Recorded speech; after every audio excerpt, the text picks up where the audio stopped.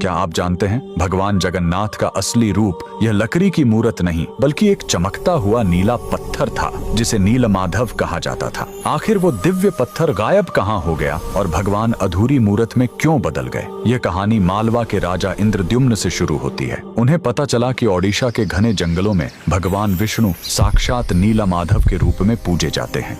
राजा ने अपने मंत्री विद्यापति को खोज पर भेजा। विद्यापति जंगलों में भटकते हुए आदिवासी सरदार विश्ववसु तक पहुंच गए, जो गुफा में गुप्त रूप से नीलमाधव की पूजा करते थे। विद्यापति ने सरदार की बेटी से शादी की और जिद करके गुफा देखने की बात मनवा ली। सरदार ने शर्त रखी कि वे उनकी आंखों पर पट्टी बांधकर ले जाएंगे, लेकिन विद्यापति ने चालाकी की। उन्होंने रास्ते में चुपके से सरसों के बीज गिरा दिए। कुछ दिनों बाद जब बारिश हुई तो सरसों के पौधे उग आए और विद्यापति को गुफा का रास्ता मिल गया। उसने तुरंत राजा को खबर दी। राजा इंद्रद्युम्न अपनी विशाल सेना लेकर घमंड के साथ भगवान को लेने पहुंचे, लेकिन उनके वहां पहुंचते ही नीलमाधव की मूर्ति हमेशा के लिए गायब हो गई। भगवान अपने भक्त विश्ववसु के साथ हुए धोखे और राजा के घमंड से नाराज थे। राजा ने रोकर माफी मांगी और अन्न जल त्याग दिया। तब आकाशवाणी हुई, मैं अब उस पत्थर के रूप में नहीं मिलूंगा, अब मैं समुद्र तट पर एक लकड़ी के लट्ठे के रूप में आऊंगा। कुछ समय बाद पुरी के समुद्र तट पर एक विशाल अद्भुत लकड़ी का लट्ठा तैरता हुआ आया। राजा समझ गए कि यही भगवान का नया रूप है। उन्होंने तुरंत आदेश दिया कि इस पवित्र लकड़ी से भगवान की मूर्ति बनाई जाए, लेकिन समस्या यह हुई कि वह कोई साधारण लकड़ी नहीं थी।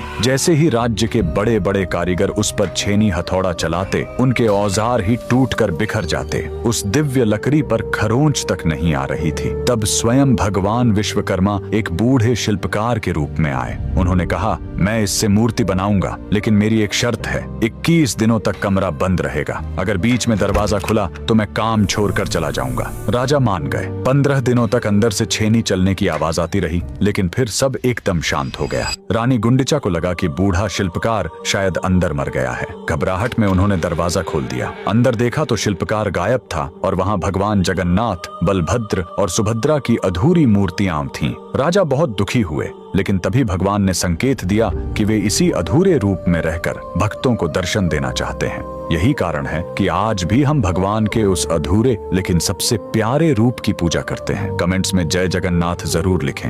क्या आप जानते हैं भगवान जगन्नाथ का असली रूप यह लकड़ी की मूरत नहीं बल्कि एक चमकता हुआ नीला पत्थर था जिसे नीलमाधव कहा जाता था। आखिर वो दिव्य पत्थर गायब कहाँ हो गया और भगवान अधूरी मूरत में क्यों बदल गए? यह कहानी मालवा के राजा इंद्रद्युम्न से शुरू होती है। उन्हें पता चला कि ओडिशा के घने जंगलों में भगवान विष्णु साक्षात नीलमाधव के रूप में पूजे जाते हैं।